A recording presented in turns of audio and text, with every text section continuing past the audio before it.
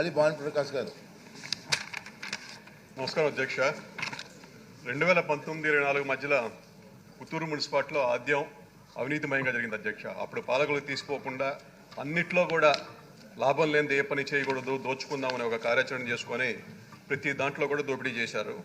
అక్కడ ఉదాహరణకి municipal building ఎలాంటి కౌన్సిల్ రిజల్యూషన్ లేకుండా, టెండర్ ప్రక్రియ లేకుండా పని చేసేసి మళ్ళీ బిల్లులు తీసుకొని అదనంగా అని చెప్పేసి పెట్టేసి బిల్లులు దోచుకున్న పరిస్థితి అక్కడ మనం చూస్తున్నాం. అలాగే దశాబ్దాల వారీగా అక్కడ స్క్రాప్ మెటల్ అంటే మోటార్లు, పంప్ మోటార్లు కానీ, పాడైపోయిన పంప్ మోటార్లు కానీ, ట్రాక్టర్ వస్తువులు కానీ, లేకపోతే ఈ చెత్త క్లీనింగ్ చేసే మిషన్లు కానీ, ఇవన్నీ కూడా స్క్రాప్ అంటే ఎలాంటి ప్రొసీజర్ లేకుండా ఉన్నపళంగా పప్పు బెళ్ళాలకు అమ్మేశారు అధ్యక్ష. ఇంకా ఎస్ఎస్ ట్యాంకు అది కుంగిపోయిందని చెప్పేసి ఎలాంటిది లేకుండా 40 లక్షలు జనరల్ ఫండ్స్ నుంచి డ్రా చేశారు అధ్యక్ష. ఆడ కేవలం 3-4 లక్షల రూపాయల వర్క్ కూడా జరగలేదు, కానీ 40 లక్షల జనరల్ ఫండ్స్ నుంచి కూడా తీసుకొచ్చేసారు అధ్యక్ష. ఇంకా డంపింగ్ యార్డ్ క్లీనింగ్ అని చెప్పేసి ప్రతి 3 నెలలకు కూడా అదొక ఏటీఎం మిషన్ లాగా డ్రా చేసుకుంటూ పోతున్నారు. 10 లక్షలు అక్కడ ఏ పని ఉండడం లే. ఇంకా 14th ఫైనాన్స్ కమిషన్ వాడుకొని పైప్ లైన్లు వేసామంటున్నారు. ఇప్పుడు దాకా 40 లక్షలు ఖర్చు పెట్టారు. ఇప్పుడు దాకా ఎక్కడ కూడా ఉపయోగం దాన్ని వాడిన దాఖలాలు లేవు. అది పూర్తిగా పాడైపోయినాయి అధ్యక్ష. ఇంకా ఈ పంపు మోటార్లు, ఇలా లైట్లు, ఇవన్నీ కూడా ఎన్ని కొంటున్నారు, ఎన్ని పోల్స్ ఉన్నాయి, ఎన్ని లైట్లు ఉన్నాయి, అసలు ఎలాంటి ఇది లేకుండా ఏటీఎం మిషన్ వాడినట్టు ఇది పాడైపోయింది, అది పాడైపోయింది అని చెప్పేసి రికార్డు రాసుకుంటూ మొత్తం కూడా మున్సిపాలిటీని అంతా డొల్ల చేసే పరిస్థితి ఇవాళ మనం చూస్తున్నాం. అంటే గత పాలకులు తీసుకోకుండా మేము తక్కువ కాదు అని చెప్పే ఒక ఉద్దేశంతో ఈ మున్సిపాలిటీ కూడా నడిచింది. ఖచ్చితంగా గవర్నమెంట్ మంత్రి గారిని నేను అడుగుతున్నాను, దీని మీద ఇది కమిషన్ వేశారు, మంచి సంతోషం మంత్రి గారికి చెప్తున్నాం. కానీ ఆ దాంట్లో కూడా ఇంతకుముందు పనిచేసిన వాళ్ళే ఆ కమిషన్లో ఉన్నారు. ఇంకా దాన్ని బట్టి అర్థం చేసుకోవచ్చు ఎలాంటి రిపోర్ట్ వస్తుంది అనేది. కొద్దిగా గవర్నమెంట్ కూడా దాన్ని దృష్టిలో పెట్టుకొని ఏసే కమిటీల్లో కూడా కొద్దిగా కొంత నిశ్శబ్దత ఉండేటట్టుగా చూసుకుంటే ఫలితాలు కూడా వస్తాయి అధ్యక్ష. థ్యాంక్ యూ అండి.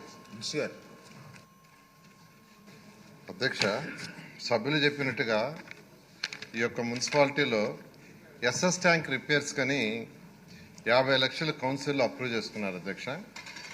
అయితే ఎటువంటి టెండర్లు ఏం పిలవకుండా 45.82 లక్షలకు వర్క్స్ యాక్చువల్గా శ్రీ హర్ష ఎర్త్ మూవర్స్ అనే వాళ్ళకి ఇచ్చారు అధ్యక్ష. దానికి టెండర్లు కానీ ఏమీ లేదు, కంప్లీట్గా నామినేషన్ మీద ఇచ్చారు. అది టోటల్గా ఫాల్ట్ అధ్యక్ష. అదేవిధంగా డీసిల్టేషన్ ఆఫ్ డ్రైన్స్ అని చెప్పి 5.98 లక్షలు బి వెంకటరమణరాజు అనే వాళ్ళకి నామినేషన్ మీద ఇచ్చారు. అది కూడా ఇవ్వటం కూడా దాన్ని 32 వర్కులుగా స్ప్లిట్ చేశారు.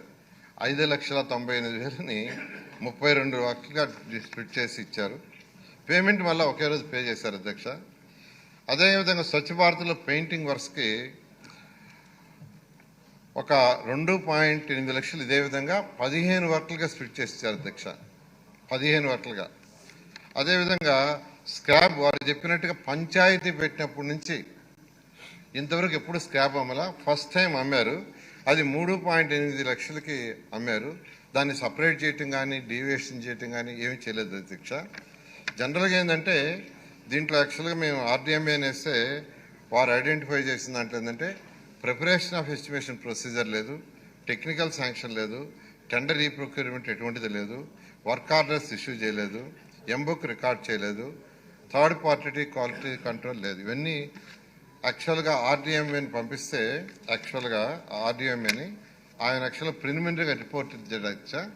దాని మీద యాక్చువల్గా ఫుల్ ఎంక్వైరీ కావాలని ఆయన ఇచ్చారు.